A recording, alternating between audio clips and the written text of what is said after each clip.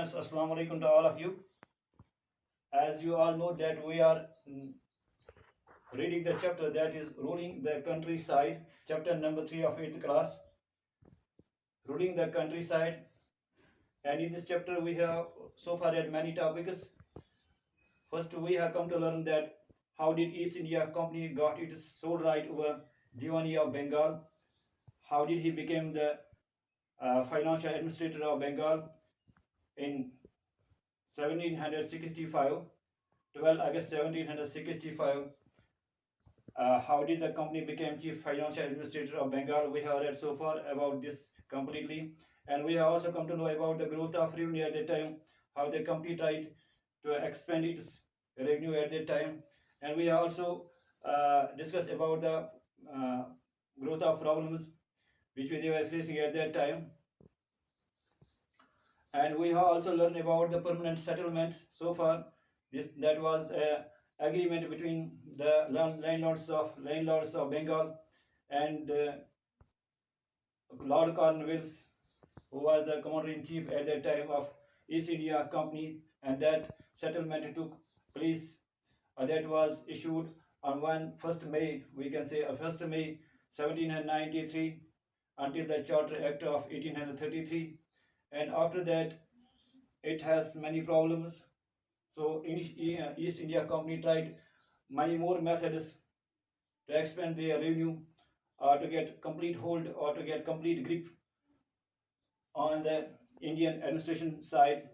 So the Malwari system was another method they adopted for this purpose, and Hart Mackenzie at that time adopted the Mahalwari system, and after that another English man, that was Thomas Munro. Thomas Munro adopted another system that was called the Munro system, or it was called Rothwari system, or it was called a Rothwari system, the Munro system or Rothwari system.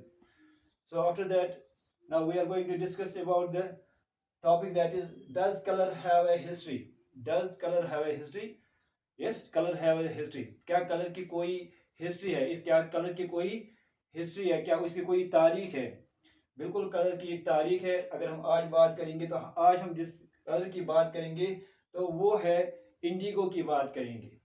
जो Indigo है उसके बारे में हम discuss करने वाले हैं कि इंडिगो जो है तो ये एक कलर है जो किसके लिए इस्तेमाल किया जाता था, जो डाई पर्पज़ के लिए इस्तेमाल किया जाता था. किस डाई के लिए इस्तेमाल किया जाता था? कपड़े जो होते थे, कपड़ों पर जो डिज़ाइन होता था तो उस पर एक रंग चढ़ाया जाता था, और उस रंग में क्या होता था? इंडिगो इस्तेमाल होता था. जो इंडिगो इसमें होता था, ब्लू एंड वायलेट जो है, तो वो रंग इसमें इस्तेमाल होता था. तो वो किससे आता था? वो एक प्लांट है जिसे आता था, उस प्लांट का नाम है इंडिगो. तो उसी से एक किस्म का कलर बनाते थे, और वो ब्लू कलर होता था, फास्ट ब्लू कलर होता था.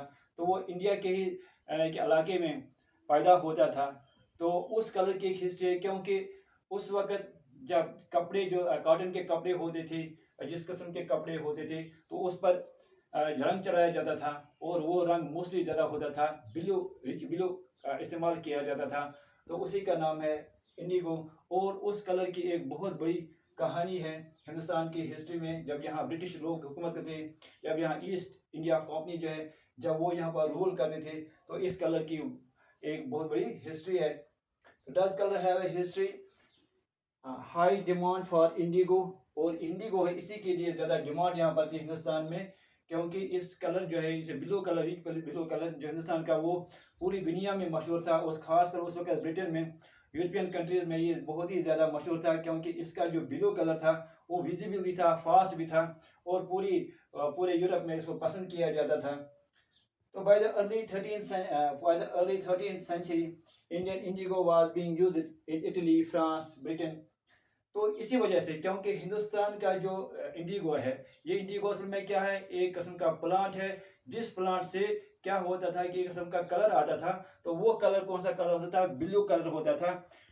रिच ब्लू जो कलर होता था वो इसी इंडिगो प्लांट से आता था, और ये बहुत ही पसंद किया जाता था.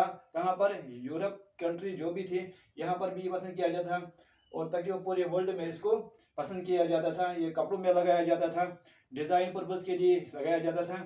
जैसे आपने 8th क्लास के पिक्चर यानी कि उस जो एक पिक्चर वहाँ पर खींची गई है, एक पिक वहाँ पर है, उसमें भी आपने देखा होगा कि एक जगह है वहाँ पर, वो विलियम जो मॉरिस है उसने जो वहाँ पर डिज़ाइन किया है, तो दूसरे का कसम यूपी के जो व्यूवर्स थे उन्होंने जो डिज़ाइन किया है। तो आप इस देखिए, एक में क्या है कि एक में रिच ब्लू है और दूसरा में भी दूसरे कपड़े में भी जो डिज़ाइन लगाया गया है, उसमें जो कलर इस्तेमाल किया गया, उस डिज़ाइन में जो कलर इस्तेमाल किया गया है उसमें भी आप देखेंगे ब्लू कलर बहुत विजिबल दिखाई देता है। दोनों जगहों पर ब्लू कलर इस्तेमाल हुआ है।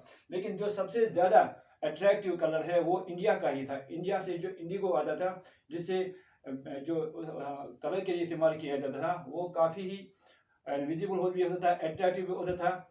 और इसके अलावा इसी को कहते हैं रिच ब्लू। और दूसरा जो आता था यूरोप कंट्री से जो आता था, उन्होंने भी बाद में कोशिश की कि इस इंडिगो प्लांट को वहाँ पर प्लांट किया जाए, उसके बाद इसकी जो है इसकी कमर्शियल बिजनेस की जाए। लेकिन वो डल और पेल होता था, वो उतना अच्छा नहीं होता था, उतना चमकीला, उतना विजिबल, उतना अट्रैक्टिव नहीं था जितना इंडिया का था।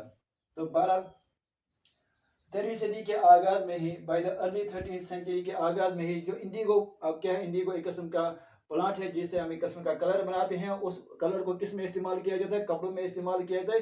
किसके लिए? डाई के लिए, रंग देने के लिए इस्तेमाल किया जाता है। Was being used in Italy, उस वक्त इटली में भी इस्तेमाल किया जाता था, फ्रांस में इस्तेमाल किया जाता था, ब्रिटेन में इस्तेमाल किया जाता था। The price of indigo was very high, hence a small amount of Indian indigo could reach European market. तो उस वक्त अगर हम उस वक्त की बात करेंगे तो उस वक्त क्योंकि इंडिगो जो था इसका जो प्राइस था वो काफ़ी हाई था, यानी कि इसका जो प्राइस उस वक्त था, इसकी जो कीमत थी वो बहुत ज़्यादा थी। इसी वजह से कि जो हिंदुस्तान का इंडिगो था वो यूरोपियन मार्केट में बहुत ही कम तादाद में पहुंच रहा था। तो अगर हम 1788 की बात करेंगे, उस वक्त अगर यूरोप की बात करेंगे उस 1788 में, तो पूरे यूरोप में उस वक्त अगर 100% देखेंगे तो 100% में से सिर्फ 30% जो है वो इंडिगो जो कलर जो इस्तेमाल होता था वो इंडिया से आता था। इंडिया का इंडिगो जो जहाँ पर जाता था 30% ही इंडिगो यूरोप में इस्तेमाल होता था इंडिया का। इंडिया से जो इंडिगो आता था, यानी कि जो कलर हम डाई के लिए इस्तेमाल करते हैं, तो पूरे यूरोप में 100 में से तकरीबन 30% ही यानी कि इस्तेमाल होता था इंडिगो। हिंदुस्तान का कहाँ पर? यूरोपियन कंट्रीज़ में, क्योंकि इसका प्राइस काफ़ी हाई यहाँ पर था। तो वहाँ बहुत सारी और भी वजूहत थी, लेकिन प्राइस बहुत ज़्यादा था। इस वजह से क्या हुआ कि small amount of Indian Indigo could reach European market. उसके बाद हम देखेंगे कि यही इंडिगो जो उस वक्त 30% ही था, बाद में अगर हम देखें 1810 में, तो ये तकरीबन 95% तक पहुँच जाए। इसकी जो ये काफ़ी एक्सपेंड हो गया। इसके बहुत सारे रीजन थे। what is another plant used for making violet and blue dyes? तो यूरोपियन कंट्री ने जब कंपटीशन में देखा, अब कहा क्या हिंदुस्तान से क्या इंडिगो आ रहा था, अब उन्होंने अपने तौर पर भी अपने इलाकों में इंडिगो जो है, जो प्लांट है, जो जिससे कलर आता है ब्लू कलर जो आता है, रिच ब्लू कलर जो आता है, वो वॉट जो है एक किस्म का, उसने उसके मुकाबले में एक और प्लांट खड़ा किया। लेकिन उससे भी क्या आता था, जो वार्ड है उससे भी आता था ब्लू कलर, लेकिन वो ब्लू कलर और इंडिया का जो ब्लू कलर होता था, इंडिगो और वार्ड में काफ़ी फ़र्क था। यानी इस वजह से कि वो पेल और डल दिखाई देता था, जबकि हिंदुस्तान का जो इंडिगो था वो काफ़ी रिच ब्लू था, उसमें जो कलर था वो काफ़ी अट्रैक्टिव था और पूरी वर्ल्ड में बहुत ज़्यादा पसंद किया जाता था, प्रेफर किया जाता था। तो what is another plant used for making violet and blue dyes के इस्तेमाल होता है। तो what is a plant of temperate zones? तो टेम्परेट जोन में इसको उगाया जाता है, चाहे वो इंडिगो है चाहे वो वार्ड है। By the competition from indigo and hence pressurized their government to ban the import of their indigo import। तो इस लिहाज से, क्योंकि अब यूरोपियन कंट्रीज ने क्या कोशिश की, European countries tried also to to either cultivate at this time or to have production of this indigo, but that type of indigo was called ward, यानी कि वो वार्ड था यूरोपियन कंट्रीज में और हिंदुस्तान का इंडिगो। तो अब क्या था कि वो जो उन्होंने इसके लिए कंपेयर किया, यानी कि कंपैरिजन, इसके यहाँ पर मुकाबला था कि हिंदुस्तान में जो इंडिगो ग्रो करता है, तो उसके बदले में यूरोपियन कंट्रीज ने एक नया प्लांट जो है उसके मुकाबले खड़ा किया जो वार्ड एक किस्म का था। तो लेकिन उससे भी ब्लू कलर आता था और इससे भी बिलो कर रहा था। फर्क यही थी कि वो डल पेल था और इसमें जो है ये रिच ब्लू था इंडिया का। तो बाद में क्या हुआ कि ये जो कंपटीशन हुआ शुरू हुआ, तो अब किसकी जीत होगी? ज़्यादा से ज़्यादा इंडियन इंडिगो की, क्योंकि उसकी मांग ज़्यादा थी, डिमांड उसकी ज़्यादा थी, क्योंकि वो काफ़ी अट्रैक्टिव भी था, विजिबल भी था और रिच कलर भी उसका था।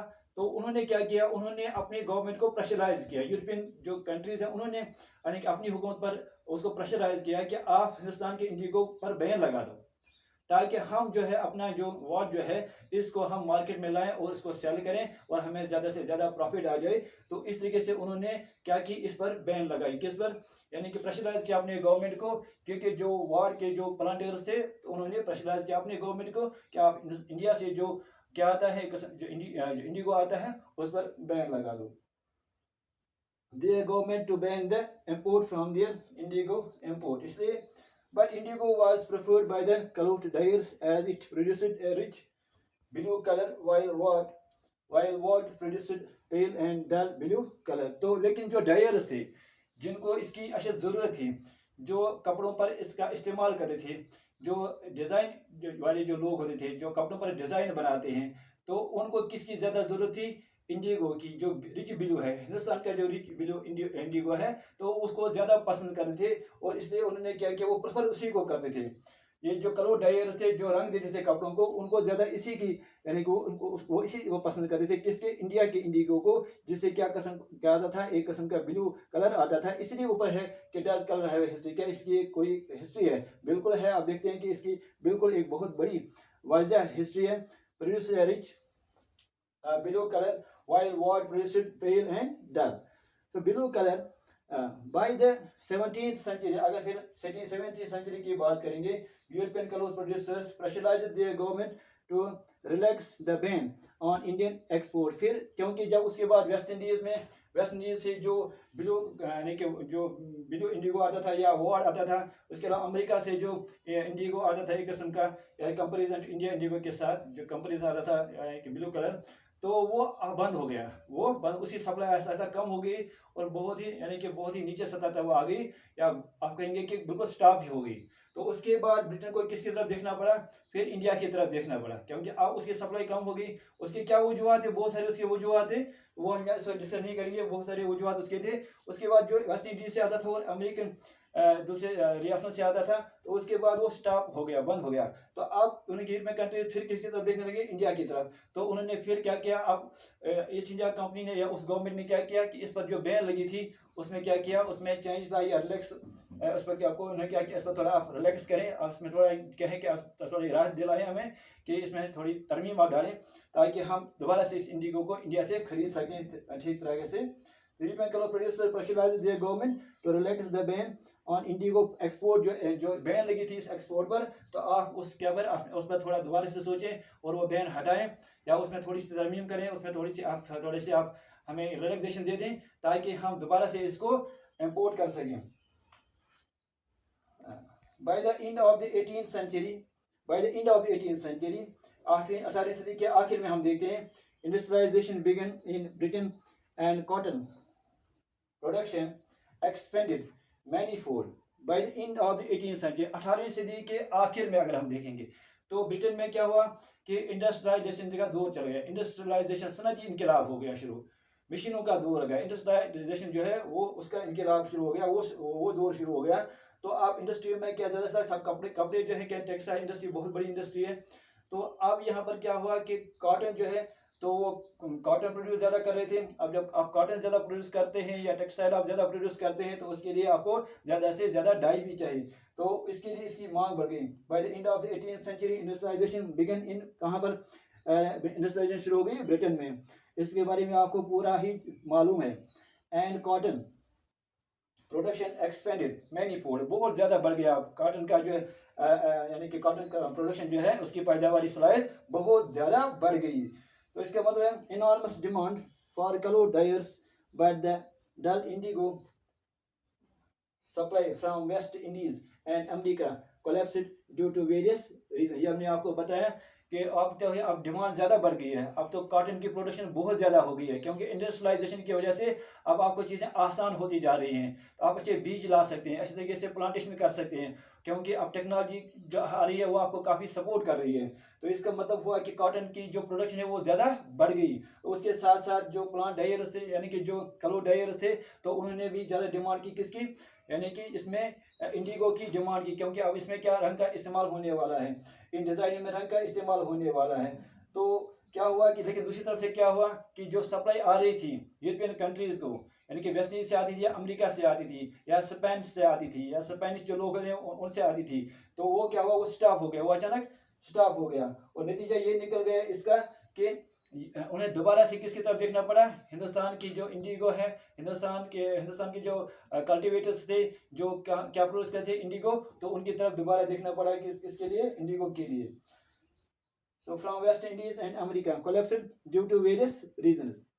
इसके बाद the Indigo production in the world fail by half between, तकरीबन आधे से ज़्यादा ये क्या है फेल हो गया 1783 एंड 1789, तकरीबन 1783 से लेकर 1783 से लेकर 1789 तक तकरीबन आधे से ज़्यादा तकरीबन इसमें गिरावट आ गई। बारह किसके इसमें इंडिगो प्रोडक्शन में, जो कहाँ से आ रही थी, जो अमेरिका से आ रही थी या वेस्ट इंडीज से यहाँ पर आ रही थी।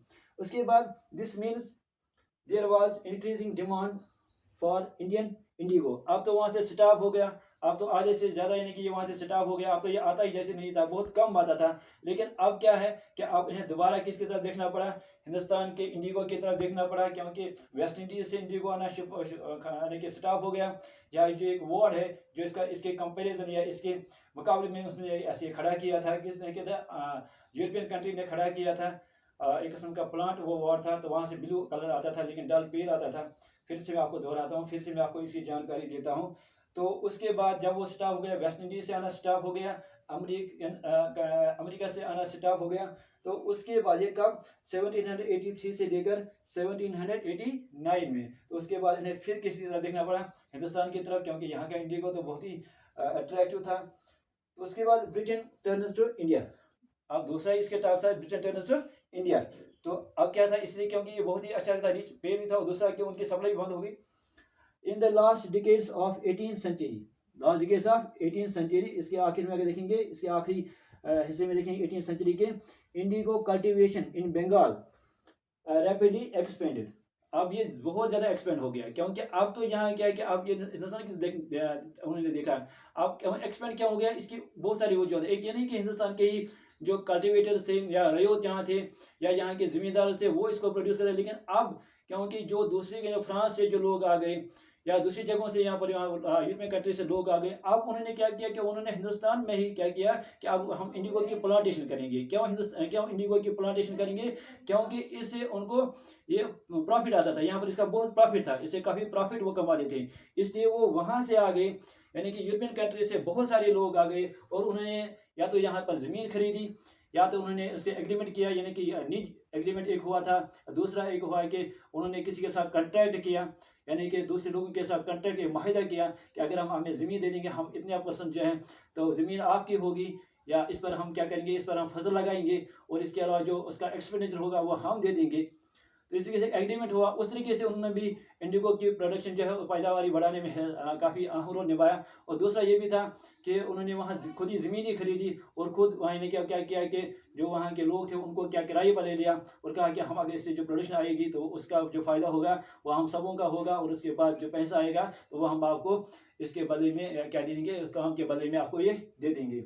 तो बहरहाल in the last decades 18th century, indigo cultivation in Bengal rapidly expanded. In 1788, only 30% of indigo was imported from India.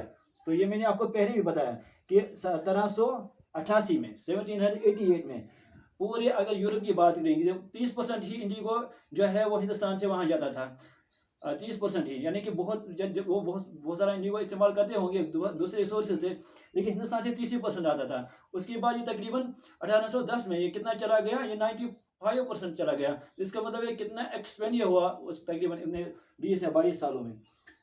Of India was imported from India, and in 1810 it reaches to 95%. So many people from Scotland and England, इसलिए मैंने कहा था कि बहुत सारे लोग जो है स्कॉटलैंड से और इंग्लैंड से यहाँ पर आगे इंडिया में आ गए कि हम इंडिगो की प्लांटेशन करेंगे, क्योंकि इसमें प्रॉफिट ज़्यादा था। इसमें प्रॉफिट वो बहुत ज़्यादा प्रॉफिट था और डिमांड भी इसकी ज़्यादा थी।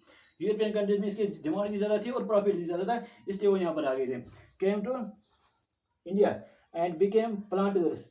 उसके company and bank provides loan. दूसरा ये हुआ कि उन्होंने एक और लालच दे दी लोगों को, और जो ईस्ट इंडिया कंपनी थी उन्होंने लोगों को यहाँ पर क्या दिया, लालच दे दी कि हम वो उसको उधार भी देते थे, क्रेडिट भी देते थे, यानी कि एक कर्जा भी देते थे, जैसे हमने मनी लेंडर्स के बारे में कर्जा भी देते थे, लोगों को लोन भी देते थे, जिसकी वजह से लोगों को लोग लालच में आ गए और उन्होंने क्या किया कि उन्होंने इंडिगो प्लांटेशन में यानी कि काफ़ी बढ़ चढ़ कर हिस्सा लिया, और इस तरीके से इसकी एक्सपेंडिशन जो है ये एक्सपेंड हो गया, तो उसको बढ़ाने में उनका काफ़ी अहम रोल बना Indigo cultivation at that time. तो उस वक्त कि उस कंपनी ने तो क्या दिया, लोगों को क्रेडिट दे दिया बहुत सारा पैसा, और उसके बाद जो बैंक जो होते थे उन्होंने भी लोन प्रोवाइड किया, कर्जा फराहम किया।